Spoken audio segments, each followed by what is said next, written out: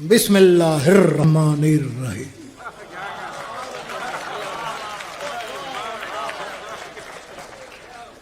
मैं उसके नाम से शुरुआत करता हूं जो रहमत करने वाला है।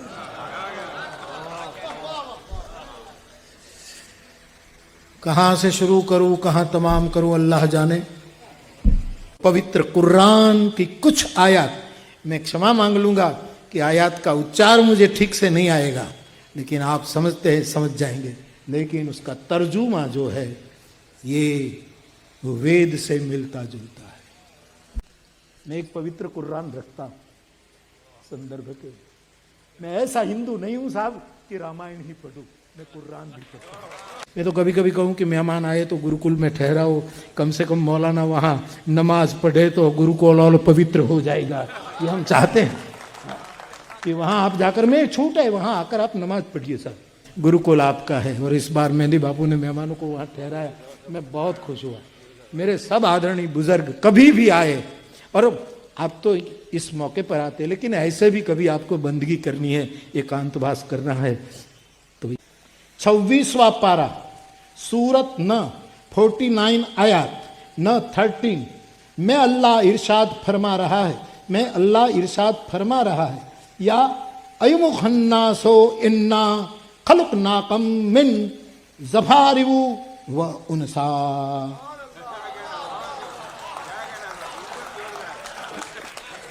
यार राम राम रटते मेरी जुबा तो पवित्र हो चुकी है, आज कुरान पढ़ते और पवित्र हो जाते।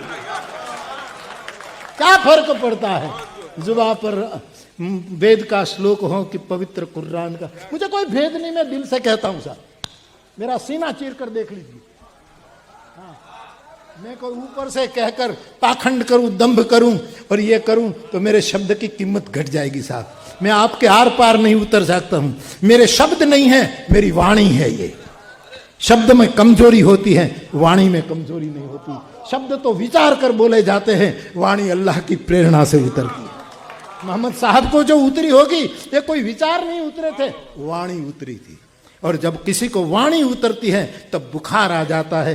पैगंबर साहब को बुखार आ गया था, हम सब जाने। खुदा कहते हैं, परमात्मा कहते हैं, मालिक कहता है जो वाणी बोलता है, हमने तुमको एक मर्द और एक औरत से पैदा किया ताकि तुम एक दूसरे को पहचान सको। अल्लाह के नजदीक तुम में सबसे बेहतर और शरीफ शख्स वही है जो तुम में ज्यादा एकता हो। इसका मतलब ये हुआ कि पवित्र कुरान भी फरमा रहा है कि भेद नहीं होना चाहिए। पवित्र कुरान क्या कहता है? सूरत न 2 आयत न 112 कलाम पाक के पहले पारे आलिफ लाम भीम में अल्लाह ताला इरशाद फरमा रहा है, वला खौफुन अलैहिम वला हुम यहज़नून, ना उन पर वला खौफुन अलैहिम वला हुम यहज़नून, बस इतना। ना उन पर कोई खौफ होगा, न वो लोग गमगीन होंगे। जो लोग अल्लाह ताला के बताए हुए रास्ते पर चलते हैं वो लोग कामयाब होंगे। न कोई उसको डरा सकेगा, न वो किसी को डराएगा। पवित्र कुरान की आयत से दूसरा सूत्र सिद्ध हो रहा। पवित्र कुरान कहता है अहिंसा के बाद कि कोई किसी को मारे नहीं। अल्लाह बुल आलमीन कलाम पाक में इरशाद फरमा रहा है, वला तफसीदू फिल अर्ज़े इन्नल्लाह ला युहिब्बुल मुफसिदीन। उच्चार में माफ करिए, ये माया भाई के हिंदी जैसा मेरा उच्चार है, इसमें मुझे माफ करिए। लेकिन इसका ट्रांसलेशन फरमाए, और तुम जमीन पर फसाद न मचाओ, तुम हिंसा न करो, तुम एक दूसरे के काटो, तुम जमीन पर फसाद न मचाओ। बेशक अल्लाह रब्बुल आलमीन फसाद मचाने वालों को पसंद नहीं करता। पवित्र कुरान का सिक्का लग रहा है कि तुम एक दूसरे को फसाद, किसी की हिंसा न करो। तो ये सूत्र भी वेद विचार और पवित्र कुरान विचार में एक सा हो रहा है। भेदभाव नहीं, हिंसा नहीं, हसद न करना।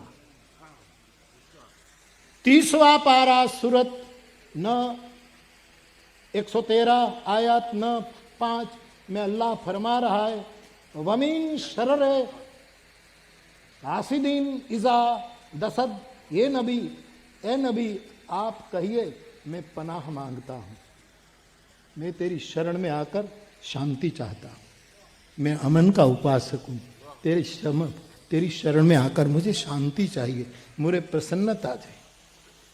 सुबह के मालिक की ओर करने वालों के शर से जब वो ऐसी शांति की किरणें निकल, ये चौथे सूत्र के बारे में भी मुझे कुरान से बताया।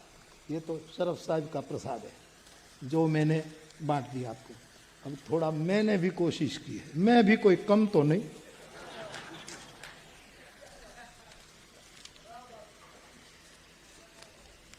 अब देखो साहब, 1 मिनट,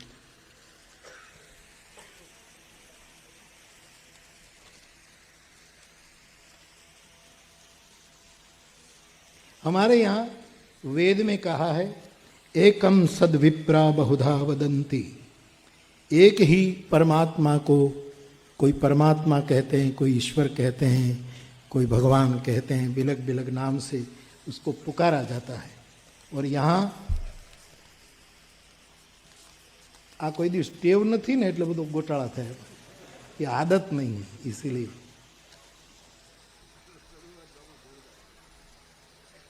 इसमें भी लिखा है कि वहां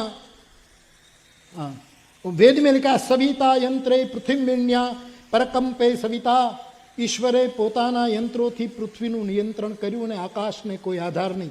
ત્યારે કુરાનમાં લખ્યું, ખલક રસમાવાતી બગીરી અમદિન तरवन्नहाव अलकाफिलु अरीदु रवासी अन तदिम बिकुम, अल्लाह ने आकाशों को असर्जन किया है, न कोई स्तंभ है, न तमने देखाय છે, તેણે ધરતીના પર્વતો નાખી દીધા જેથી તમે લઈને પેલું ન કરી શકો। થંભ વગર આભ ઠેરાણું, ये संत वाणी सुधी जो कुरान की बात है और जो वेद की बात है वही चली आ रही है। हे पैगंबर, आपको अल्लाह कहो कि रहमान, हे नाथ, सब मेरे लिए आप एक ही है। न तस्य प्रतिमा अस्ति, वेद में क्या है कि तेरी कोई प्रतिमा नहीं है, और इस्लाम में कोई प्रतिमा नहीं है। वेद में कहा है तू निराकार है, तेरी कोई प्रतिमा न अस्ति, ये वेद वाक्य है। न तस्य प्रतिमा अस्ति, तेरी कोई मूर्ति नहीं है, और इस्लाम धर्म कहता है तेरी कोई मूर्ति नहीं है। लेकिन कुछ आधार तो चाहिए, कुछ आधार तो चाहिए, हम संसारी लोग हैं, इसलिए हमने मूर्ति बिठाई, आपने काबा को रखा। जाओगे कहां? काबा को रखा, इतना प्यार से बोसा देते हैं, उसको प्यार करते हैं, उससे मोहब्बत करते हैं। लेकिन वेद ने कहा तेरी कोई प्रतिमा नहीं, और पूरा इस्लाम ने कहा कि निराकार को मानने वाले कोई भूत नहीं, कोई वो नहीं। ये बात इस्लाम, तो दोनों एक है। पवित्र कुरान को पूछो कि ये हाथ किसके लिए है? ये हाथ पवित्र सदग्रंथ को छूने के लिए है, ताकि हमारे नापाक हाथ पाक ग्रंथ को छूने से विशेष पाक हो जाए।